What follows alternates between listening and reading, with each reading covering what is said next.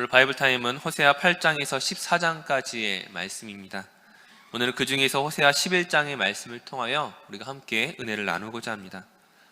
호세아서는 이스라엘의 그 범죄함을 경고하고 있습니다.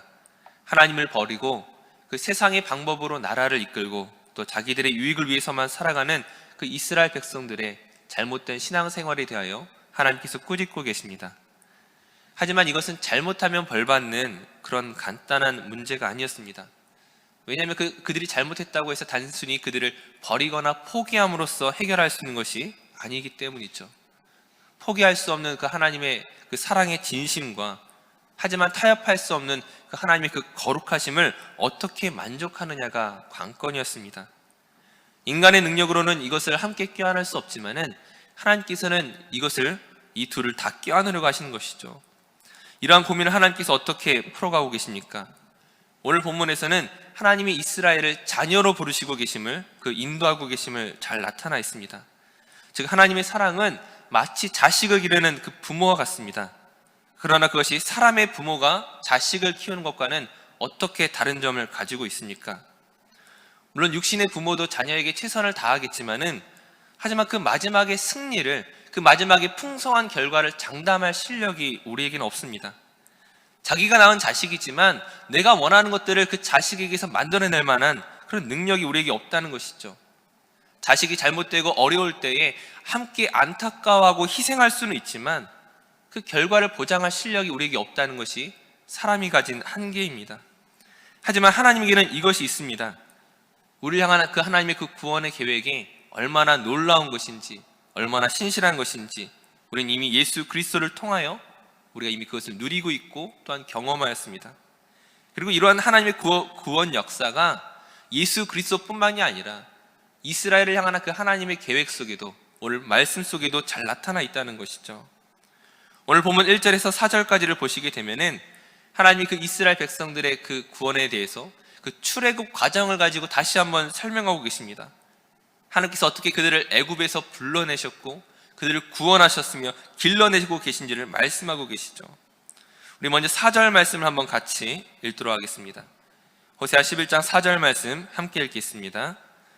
내가 사람의 줄 곧 사랑의 줄로 그들을 이끌었고 그들에게 대하여 그 목에서 멍에를 벗기는 자 같이 되었으며 그들 앞에 먹을 것을 두었노라. 아멘.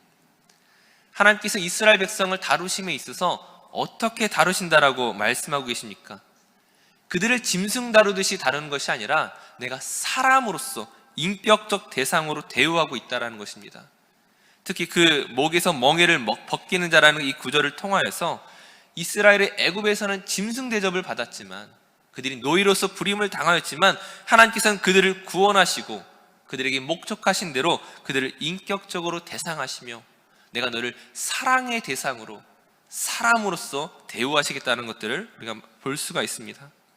이어서 또한 무엇을 말씀하십니까? 그들 앞에 먹을 것을 두었노라고 하시죠. 우리말 성경은 이것을 의역하여 번역한 것인데 히브리어 원문을 직역하게 되면은 허리를 굽혀 먹여줬노라는 뜻이 됩니다. 우리도 자녀를 기를 때에 그 자녀와 눈높이를 맞추지 않습니까? 이처럼 하나님께서 허리를 굽혀 우리와 눈높이를 맞추시면서 우리에게 먹을 것을 주신다는 것입니다. 우리의 눈높이까지 하나님께서 낮아지신 것이죠. 이것이 꼭 무엇과 같습니까? 바로 예수 그리스도의 성육신과 같다는 것이죠. 우리가 자녀를 키우다 보면 답답할 때가 많이 있습니다. 부모가 보는 것을 자녀는 미처 보지 못합니다. 잘못된 것이고 위험한 것이고 좋은 것이 아님에도 불구하고 어린 자녀는 꼭 그런 것들을 좋아하고 하려고 하죠. 마찬가지로 하나님께서 사람을 보실 때 얼마나 답답하시겠습니까?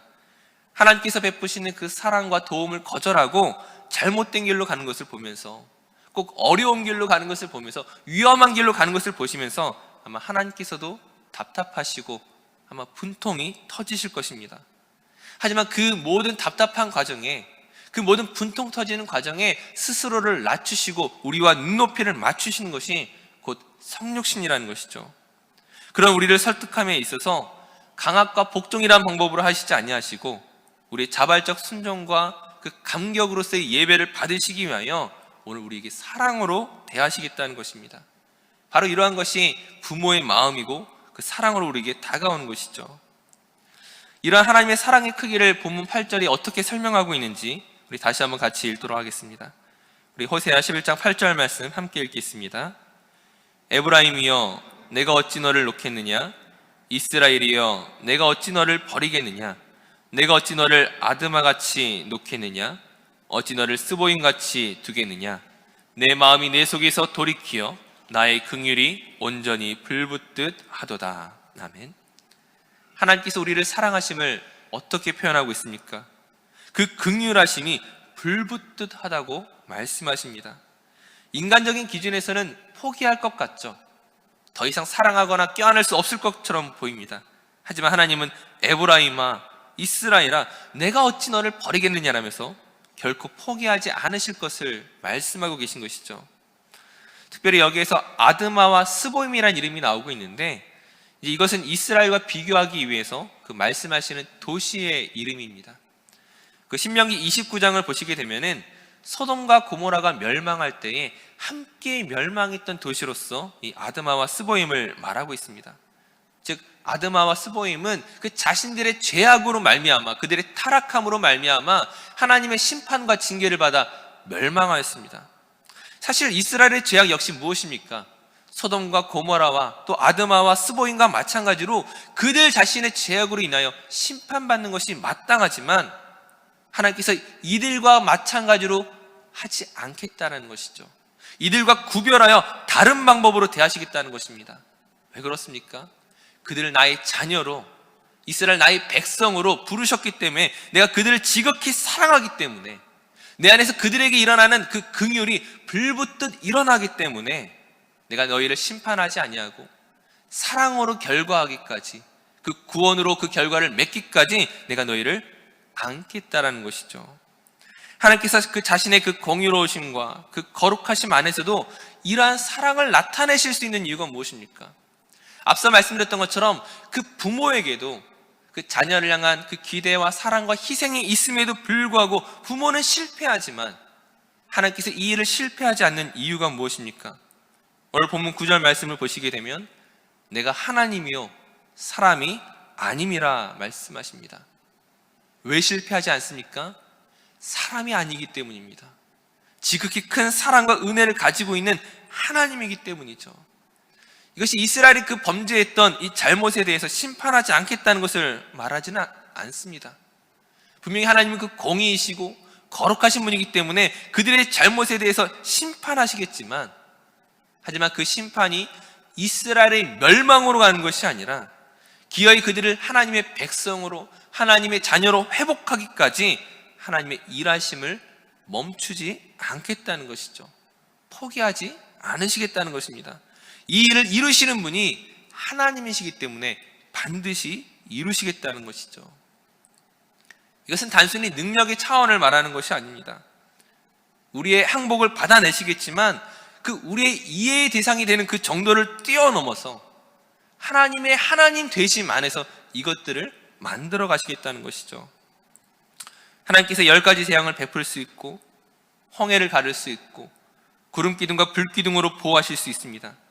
하지만 그러나 그렇게 외적 환경이나 조건을 만족시키는 것보다 더 큰 인격으로 그들을 사람으로 대하시는 이 과정 속에서 일어나는 이 모든 것을 통하여 너희들에게 경배를 받으시겠다, 내가 너희들의 사랑을 얻어내겠다라는 그 하나님의 본질이, 하나님의 약속이 그 가운데 있는 것입니다. 사랑하는 성도님들, 하나님께서 이스라엘 백성들을 애굽에서 건지실 때 놀라운 능력과 기적으로 그들을 꺼내셨습니다. 하지만 그들이 가나안에 들어가기까지 하나님께서 40년 광야를 그들에게 허락하셨죠. 하지만 엄밀히 말하면 그 광야는 무엇입니까?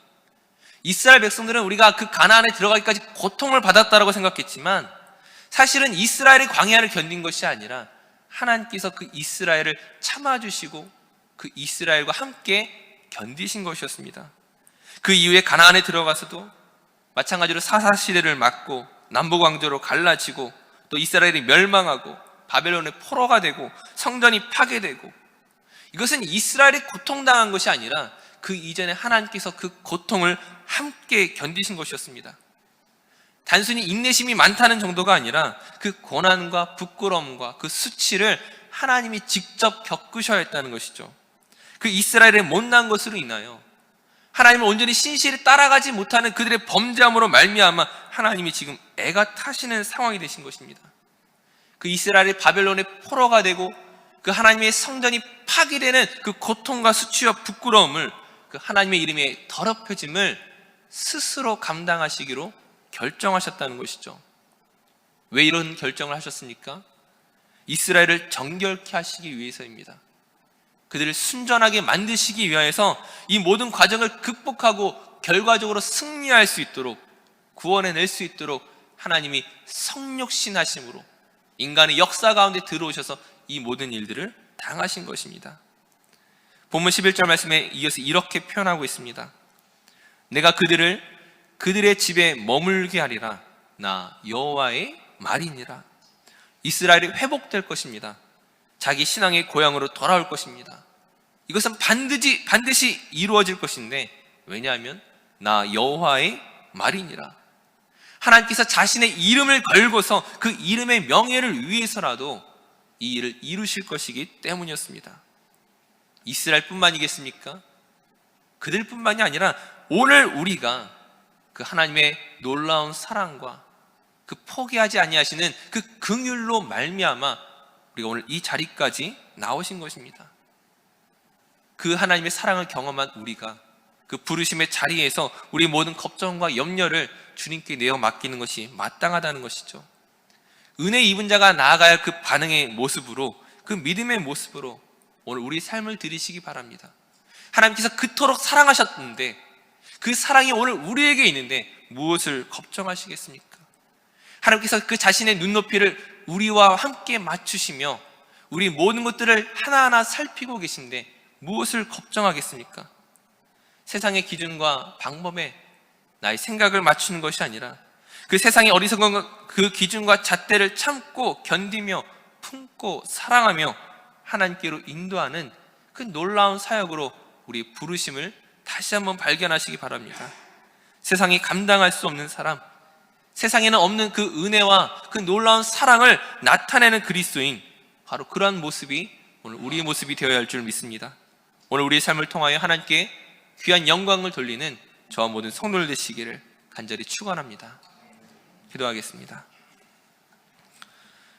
사랑의 하나님, 감사합니다. 하나님께서 우리의 아버지가 되시고 또한 우리가 그의 자녀가 되었으니 이 얼마나 놀라운 하나님의 은혜인지요. 하나님께서 순전한 사랑과 인내로 우리를 참으시고 또한 우리를 대하셨던 것처럼 오늘 우리가 이 세상을 향하여 사랑과 인내와 수고와 믿음으로 나아가게 하여 주시옵소서. 호세아를 사용하신 하나님께서 오늘 우리를 부르시고 믿음 주신 줄로 믿습니다. 귀한 믿음으로 주님께 영광 돌리게 하여 주시옵소서. 이 모든 것 감사드리며 예수님의 이름으로 기도드립니다. 아멘.